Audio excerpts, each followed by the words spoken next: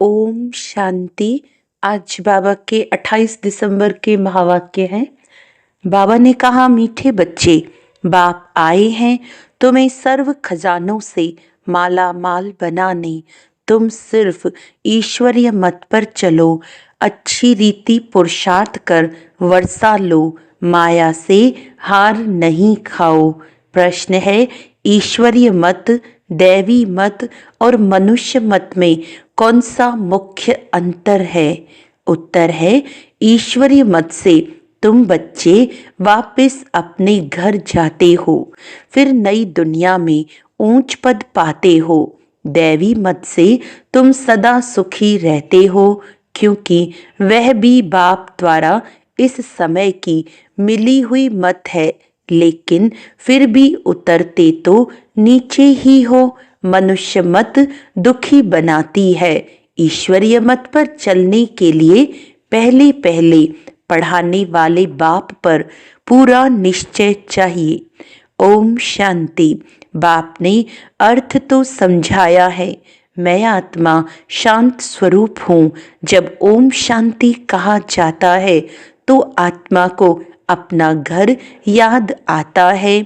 मैं आत्मा शांत स्वरूप हूँ। फिर जब ऑर्गन्स मिलते हैं तब टॉकी बनती है। पहले छोटे ऑर्गन्स होते हैं, फिर बड़े होते हैं। अब परमपिता परमात्मा तो है निराकार, उनको भी रथ चाहिए टॉकी बनने के लिए। जैसे तुम आत्माएं परम धाम की रहने वाली हो, यहाँ आकर टॉकी बनती हो। बाप भी कहते हैं, मैं तुमको नॉलेज देने के लिए टॉकी बना हूँ। बाप अपना और रचना के आदि मध्य अंत का परिचय देते हैं। यह है रूहानी पढ़ाई, वह होती है जिस्मानी पढ़ाई। वह अपने को शरीर समझते हैं। ऐसे कोई नहीं कहेंगे कि हम आत्मा इन कानों द्वारा सुनती हैं। अभी तुम बच्चे समझते हो बाप है पतित पावन, वही आकर समझाते हैं मैं कैसे आता हूँ। तुम्हारे मिसल मैं गर्भ में नहीं आता हूँ, मैं इनमें प्रवेश करता हूँ। फिर कोई प्रश्न ही नहीं उठता। ये रथ है, इनको माता भी कहा जाता है। सबसे बड़ी नदी ब्रह्मपुत्रा है, तो यह है सबसे बड़ी नदी। पानी की तो बात नहीं, यह है महानदी, अर्थात सबसे बड़ी ज्ञान नदी है। तो बाप आत्माओं को समझाते हैं, मैं तुम्हारा बाप हूँ। जैसे तुम बात करते हो मैं भी बात करता हूँ। मेरा पाठ तो सबसे पिछाड़ी का है। जब तुम बिल्कुल पतित बन जाते हो तब तुमको पावन बनाने के लिए आना होता है। इन लक्ष्मी नारायण को ऐसा बनाने वाला कौन सिवाय ईश्वर के और कोई के लिए कह नहीं सकेंगे।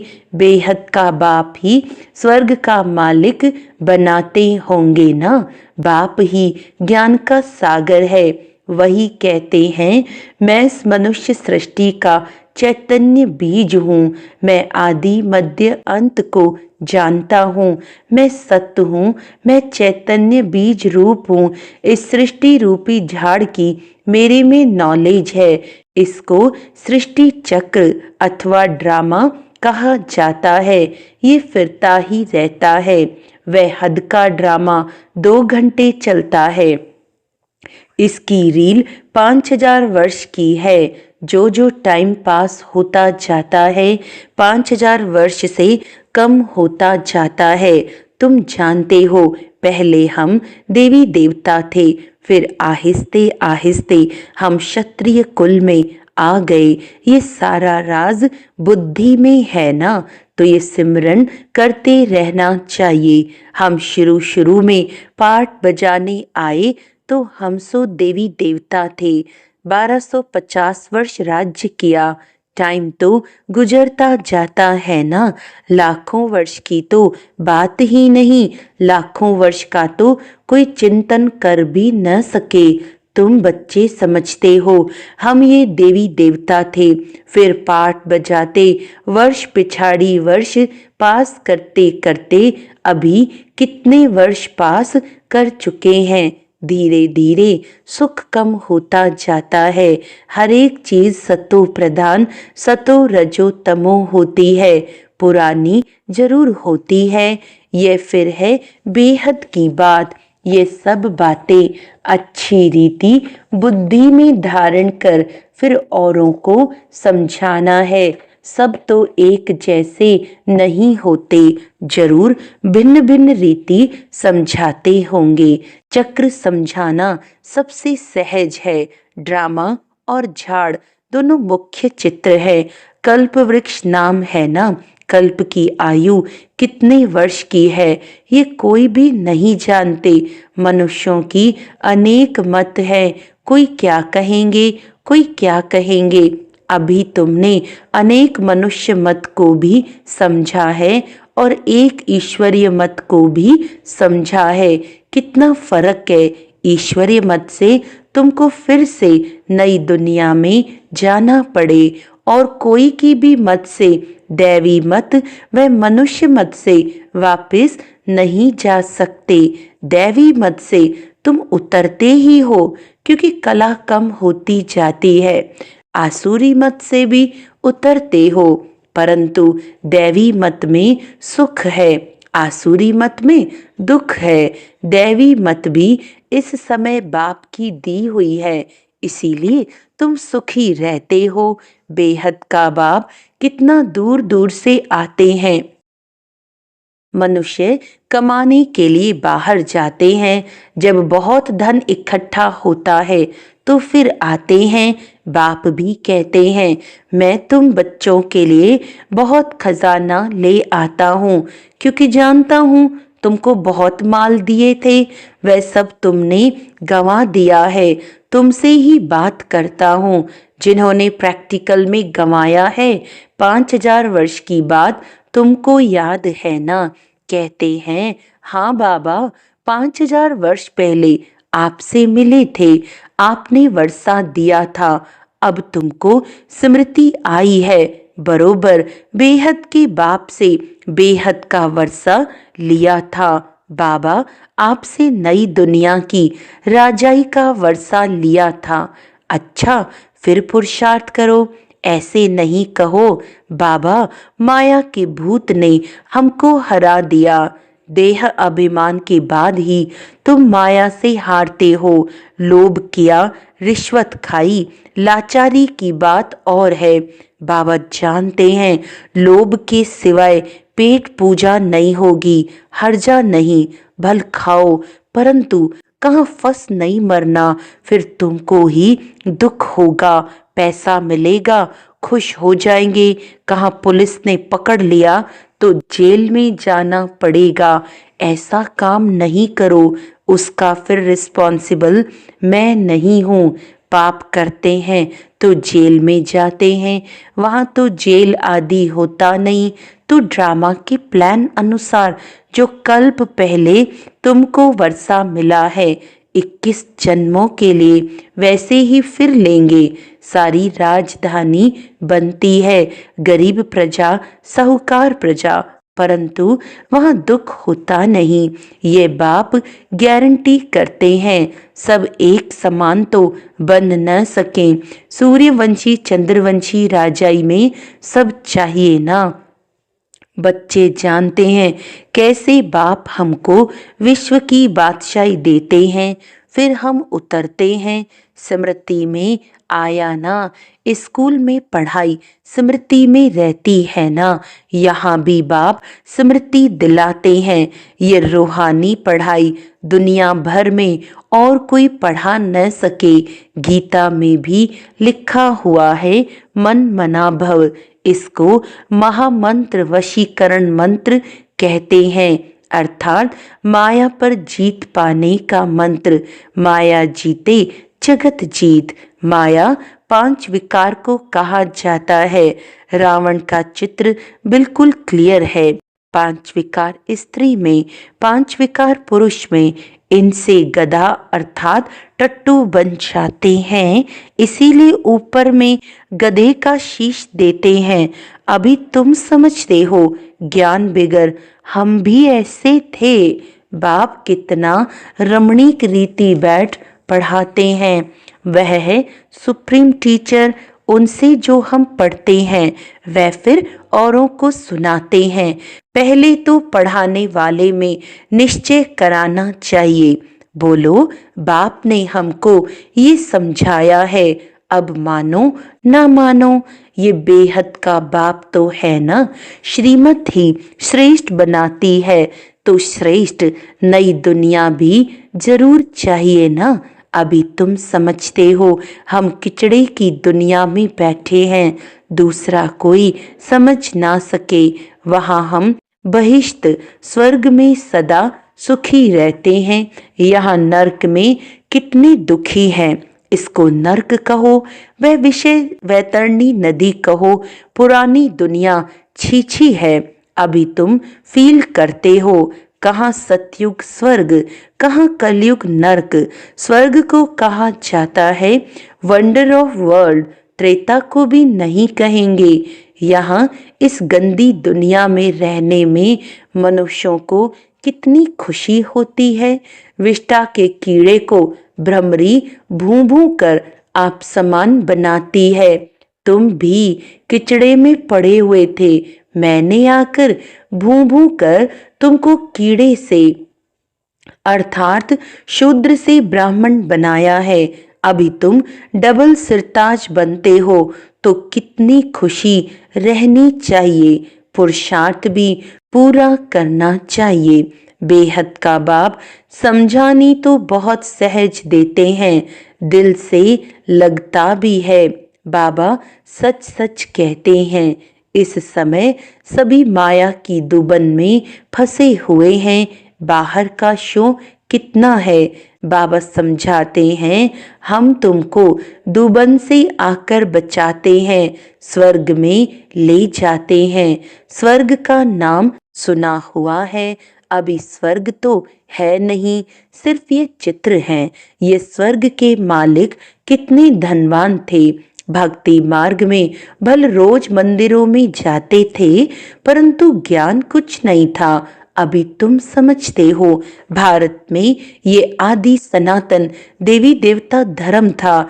इन्हों का राज्य कब था ये किसको पता नहीं है।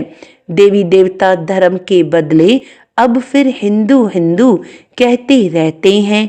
शुरू में हिंदू महासभा का प्रेसिडेंट आया था, बोला हम विकारी असुर हैं, अपने को देवता कैसे कहलाएं।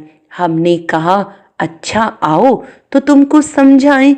देवी देवता धर्म की स्थापना फिर से हो रही है।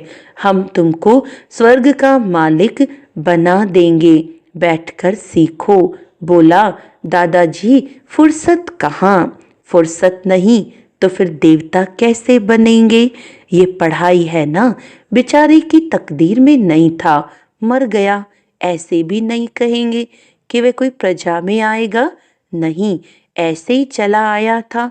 सुना था यहाँ पवित्रता का ज्ञान मिलता है, परंतु सतयुग में तो आ न सके, फिर भी हिंदू धर्म में ही आएंगे। तुम बच्चे समझते हो, माया बड़ी प्रबल है, कोई न कोई भूल कराती रहती है। कभी कोई उल्टा सुल्टा पाप हो तो बाप को सच्ची दिल से सुनाना है। रावण की दुनिया में पाप तो होते ही रहते हैं। कहते हैं हम जन्म जन्मांतर के पापी हैं। ये किसने कहा। आत्मा कहती है, बाप के आगे या देवताओं के आगे। अभी तो तुम फील करते हो, बरोबर हम जन्म जन्मांतर के पापी थे। रावण राज्य में पाप जरूर किए हैं, अनेक जन्मों के पाप तो वर्णन नहीं कर सकते हो, इस जन्म का वर्णन कर सकते हैं। वह सुनाने से भी हल्का हो जाएगा। सर्जन के आगे बीमारी सुनानी है, फलाने को मारा, चोरी की, इस सुनाने में लज्जा नहीं आती है। विकार की बात सुनाने में लज्जा आती है। सर्जन से लज्जा करेंगे तो बीमारी छूटेगी कैसे? फिर अंदर दिल को खाती रहेगी। बाप को याद कर नहीं सकेंगे, सच सुनाएंगे तो याद कर सकेंगे। बाप कहते हैं, मैं सर्जन तुम्हारी कितनी दवाई करता हूँ, तुम्हारी काया सदैव कंचन रहेगी। सर्जन को बताने से हल्का हो जाएगा। कोई कोई आपे ही लिख देते हैं, बाबा हमने जन्म जन्मांतर पाप किए हैं, पाप आत्माओं की दुनिया में पाप आत्मा ही बने हैं। अब बाप कहते हैं, बच्चे तुम्हें पाप आत्माओं से लेन देन नहीं करनी है। सच्चा सतगुरु अकाल मूरत है बाप, वे कभी पुनर्जन्म में नहीं आते हैं। उन्होंने अकाल तख्त नाम रखा है, परंतु अर्थ नहीं समझते हैं। बाप ने समझाया है, आत्मा का ये तख्त है, शोभता भी यहाँ है, तिलक भी यहाँ यानी भ्रुकुटी में देते हैं ना। असल में तिलक एकदम बिंदी मिसल देते थे। अभी तुमको अपने को आपे ही तिलक देना है। बाप को याद करते रहो। जो बहुत सर्विस करेंगे तो बड़ा महाराजा बनेंगे। नई दुनिया में पुरानी दुनिया की पढ़ाई थोड़े ही पढ़ना है, तो इतनी ऊंच पढ़ाई पर फिर अटेंशन देना चाहिए। यहाँ बैठते हैं तो भी कोई का बुद्धि योग अच्छा रहता है, कोई का कहाँ कहाँ चला जाता है। कोई 10 मिनट लिखते हैं, कोई 15 मिनट लिखते हैं। जिसका चार्ट अच्छा होगा उनको नशा चढ़ेगा। बाबा इतना समय हम आपकी याद में रहे, 15 मिनट से जास्ती तो कोई लिख नहीं सकते। बुद्धि इधर उधर भागती है। अगर सब एक रस हो जाए तो फिर कर्मातीत अवस्था हो जाए। बाप कितनी मीठी मीठी लवली बातें सुनाते हैं। ऐसे तो कोई गुरु ने नहीं सिखाया। गुरु से सिर्फ एक थोड़े सीखेगा, गुरु से तो हजारों सीखे ना। सतगुरु से तुम कितने सीखते हो? यह है माया को वश करने का मंत्र। माया 5 विकारों को कहा जाता है। धन को संपत्ति कहा जाता है। लक्ष्मी नारायण के लिए कहेंगे, इन्हों के पास बहुत संपत्ति है। लक्ष्मी नारायण को कभी माता पिता नहीं कहेंगे। आदि देव आदि देवी को जगत पिता जगत अम्बा कहते हैं, इनको नहीं। ये स्वर्ग के मालिक हैं। अविनाशी ज्ञान धन लेकर हम इतने धनवान बने हैं। अम्बा के पास अनेक आशाएं लेकर जाते हैं। लक्ष्मी के पास सिर्फ धन के लिए जाते हैं और कुछ नहीं। तो बड़ी कौन हुई ये किसको पता नहीं। अम्बा से क्या मिलता है, लक्ष्मी से क्या मिलता है? लक्ष्मी से सिर्फ धन मांगते हैं, अम्बा से तुमको सब कुछ मिलता है। अम्बा का नाम जास्ती है क्योंकि माताओं को दुख भी बहुत सहन करना पड़ा है, तो माताओं का नाम जास्ती होता है। अच्छा, फिर भी बाप कहते हैं, बाप को याद करो तो पावन बन जाएंगे। चक्र को याद करो, दैवी गुण धारण करो, बहुतों को आप समान बनाओ। गॉडफादर के तुम स्टूडेंट हो, कल्प पहले भी बने थे, फिर अब भी वही एम ऑब्जेक्ट है। यह है सत्य नर से नारायण बनने की कथा। अच्छा, मीठे मीठे सिकिलदे बच्चों प्रति माता पिता बाप दादा का याद प्यार और गुड मॉर्निंग। रूहानी बाप की रूहानी बच्चों को नमस्ते।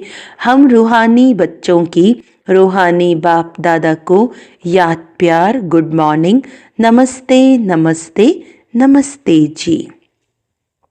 धारणा के लिए मुख्य सार है, अपनी बीमारी सर्जन से कभी भी छिपानी नहीं है। माया के भूतों से स्वयं को बचाना है। अपने को राज तिलक देने के लिए सर्विस जरूर करनी है। स्वयं को अविनाशी ज्ञान धन से धनवान बनाना है। अब पाप आत्माओं से लेन देन नहीं करनी है। पढ़ाई पर पूरा पूरा अटेंशन देना है। वरदान है, इस कल्याणकारी युग में सर्व का कल्याण करने वाले प्रकृति जीत माया जीत भव। संगम युग को कल्याणकारी युग कहा जाता है। इस युग में सदा ये स्वमान याद रहे कि मैं कल्याणकारी आत्मा हूँ। मेरा कर्तव्य है पहले स्व का कल्याण करना, फिर सर्व का कल्याण करना। मनुष्य आत्माएं तो क्या, हम प्रकृति का भी कल्याण करने वाले हैं। इसीलिए प्रकृति जीत माया जीत कहलाते हैं। जब आत्मा पुरुष प्रकृति जीत बन जाती है तो प्रकृति भी सुखदाई बन जाती है। प्रकृति व माया की हलचल में आ नहीं सकते। उन्हों पर अकल्याण के वायुमंडल का प्रभाव पड़ नहीं सकता। स्लोगन है, एक दूसरे के विचारों को सम्मान दो तो माननीय आत्मा बन जाएंगे। अच्छा, आज का अव्यक्त इशारा है, संतुष्टता ब्राह्मणों का विशेष लक्षण है। स्वयं से भी संतुष्ट और औरों से भी संतुष्ट रहो। जो पाठ मिला है उसमें संतुष्ट रहना ही आगे बढ़ना है। कितना भी कड़ा पेपर आ जाए लेकिन संतुष्ट रहना है और संतुष्ट करना है। अपने अनादि स्वरूप में स्थित होने से स्वयं भी स्वयं से संतुष्ट रहेंगे और औरों को भी संतुष्टता की विशेषता अनुभव कराते रहेंगे। अच्छा, ओम शांति।